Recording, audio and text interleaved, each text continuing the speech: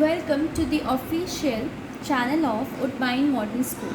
This is our biology class of class 12 and it's lecture number 2 of chapter 3 human reproduction.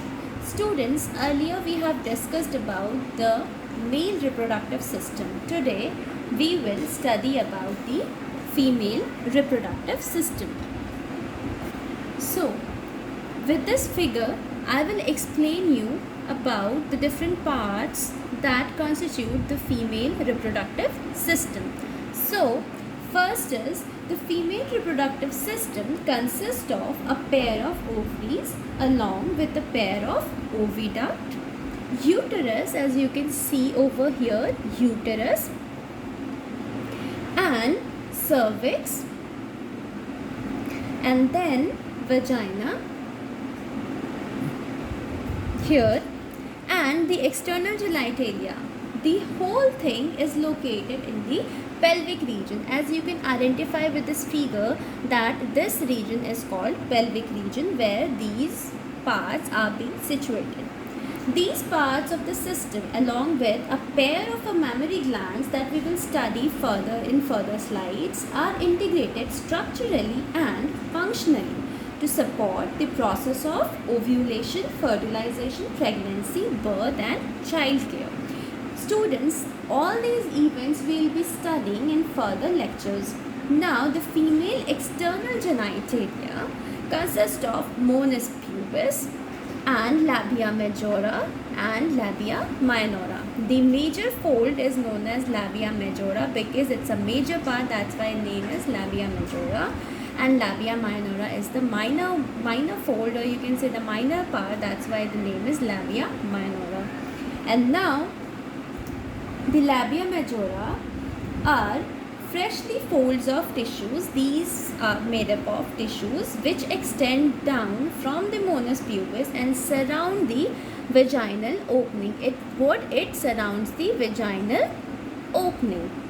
Now the opening of vagina, this is the vagina part. The opening of the vagina is often covered by a partially membrane which is partially covered called hymen. Now students, this hymen is not an indicator of virginity of a female. Why?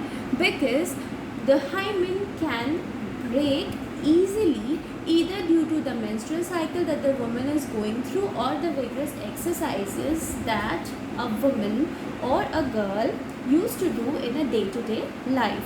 That's why the breakage of a hymen is not an indicator of the virginity of a female. Now, the clitoris, this part is known as clitoris. Clitoris is a tiny finger-like structure which lies at the upper junction of the two labia minora over the urethral opening. As you can see here, that clitoris is lying over here and it's above the two labia minora above the urethral opening. So now, moving on to the next, we will be discussing this next figure. And students, I have listed all the points that I have discussed so that you can note down from the slides by pausing the video and you get to know, or you will be able to understand the figure part much clearer. Now this figure. Now students, this is the figure where the ovary and the uterus is being shown very clearly. So this is a schematic or sectional view of the female reproductive system. So as I have told you, ovaries, a pair of ovaries are present in human females. So ovaries are the primary female sex organs. Why primary? Because all the organs, or you can say the organs which produces the gametes, are known as primary sex organs. In case of male, it's testis. Why? Because testis was producing sperms.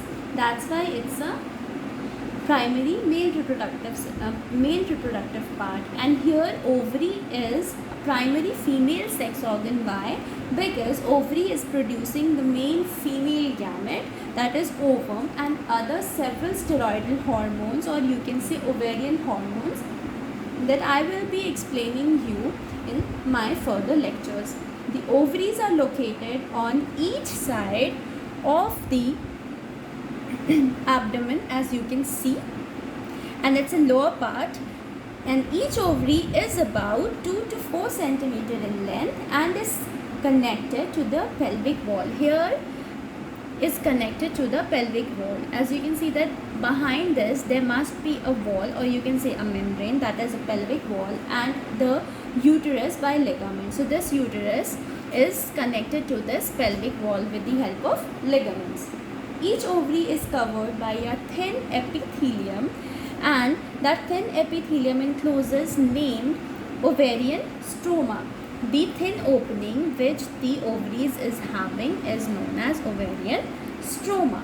Now this ovarian stroma is having two zones, that is a peripheral cortex and a inner medulla. Now students, further slides or in further lecture I'll be showing you much more clearer photo of this ovary when we will be studying the whole process of ovulation. At that time you will be able to understand the peripheral cortex and inner medulla, where it's situated, and the location, exact location of it. Now the next is we will be studying about the oviduct. Oviduct, this pipe-like structure is known as oviduct. Now this oviduct is also known as fallopian tubes. This part is oviduct. This whole part is oviduct. I have made you understand about the ovaries. Now we will be talking about this fallopian tube or this oviduct and uterus, vagina. So oviduct, uterus and vagina whole constitute the accessory part. It means that female accessory ducts means what? Accessory means it's assessing or it's helping in the reproduction. That's why they are known as female accessory ducts. So each fallopian tube, you can see that here is one fallopian tube and here is also. So it's a pair. So here is also a fallopian tube and here another one. So it's about 10 to 12 centimeter long, and it extends from the periphery of each ovary of the uterus, and it's extending from where? The periphery of the ovary. You can see that there's ovary and the periphery of the ovary. This is extending. It's 10 to 12 centimeter long, and the part closer to the ovary is the funnel shaped infundibulum. As you can see, this is a funnel shape, and this funnel shaped is known as infundibulum. Students, this fallopian tube all in all is divided into three parts: infundibulum, ampulla and isthmus. We will be studying one by one. So first is this funnel shaped part. This is known as infundibulum. Okay. Now the edges of the infundibulum possesses finger-like projections called fimbriae. So fimbriae is what? The finger-like projections which is being possessed by this infundibulum. Okay. So which helps in collection of ovum after the ovulation. So I will be discussing you about the method of ovulation, but in short now you can understand that in ovulation there is a formation of ovum. So ovum will be released from ovary from here, and this finger like projections, or you can say fimbriae, will collect this ovum, and after that it will lead to the transfer of this ovum from here to ampulla part. Okay. Now the infundibulum leads to a wider part of the oviduct called ampulla. This wider part is known as ampulla. So the ampulla is the part where the ovum waits for the sperm to come and to fertilize it. So this is the part known as ampulla. So the last part of the oviduct is isthmus and has a narrow lumen, and it joins the uterus. This narrow lumen part is known as what? Is known as isthmus, and this isthmus will gradually lead to the uterus part. Okay. Now the uterus, if we talk about uterus, we have talked about ovary, we have talked about fallopian tube or oviduct. Now we will be talking about uterus part. So uterus is a single part, because before that we have seen that ovary was also in a pair, oviduct was also in a pair, but this uterus is a single one and is also called womb. It is called the word womb. Womb is a part, you know, that where the mother carries the baby, and the shape of this womb, or you can say uterus, is like what? Like an inverted pear. Like an inverted pear. So you can see from this diagram or this structure, you can have an idea that it looks like what? It's look like an inverted pear. It is supported by ligaments, and it's also lead to the cavity called cervix, and this cervix canal will lead to the vagina part or form the birth canal. So this vagina part is also known as birth canal. So first there is an uterus, first there is an ovary. Ovary will gradually lead to the infundibulum part with the help of ephemerae.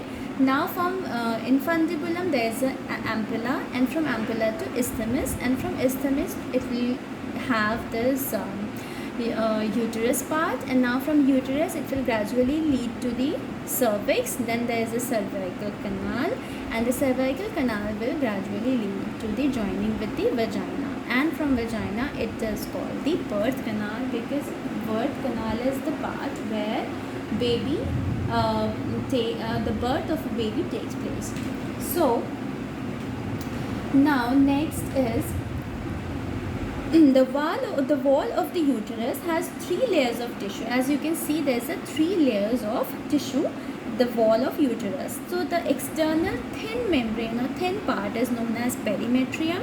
The middle one having tissue muscle layers, they are known as myometrium, and the inner part is known as endometrium. Now we will gradually, or we will read about this in detail, that endometrium, this endometrium part is undergo cyclic changes during menstrual cycle. As you know, or we will be studying in much more detail about this menstrual cycle in further lecture of mine, but now you can have a rough idea that this is the endometrium, which disintegrates each and every month and leads to the menstrual cycle. And the next membrane is myometrium, and the outer part is perimetrium. So this myometrium does what? It exhibits strong contraction during the delivery of the baby. This myometrium helps in the contraction or in the delivery of the baby. So this is all about this figure, or you can say the vagina, uterus and ovary, the different parts of the female reproductive system. Now there's one more left in the part of the female reproductive system, and that is, and now students, these are the points which I have listed again for you people. You can pause this video and note it down. This is the another slide, and I have discussed all these points with this diagram only.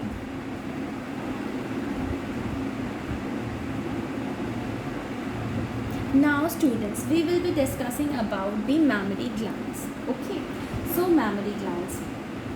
A functional mammary gland is characteristics of all female, and the mammary glands are paired. Mammary gland is what? It's a pair.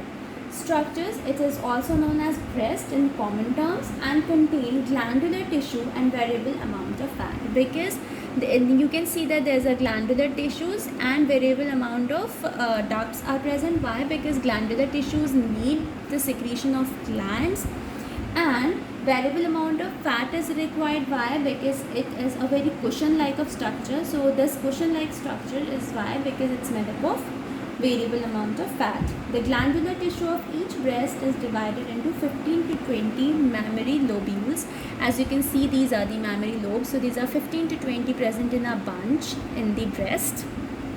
Now the cells of alveoli, and now These 15 to 20 mammary lobes contain cluster of cells called alveoli. So first, there are presence of cluster of cells called alveoli.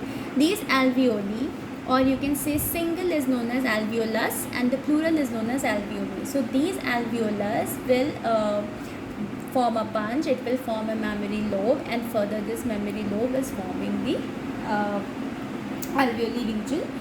And now these cells of alveoli secretes milk which store in the cavity or lumen of alveoli. Now these alveoli cells will secrete what? Will secrete milk, and it will store over here.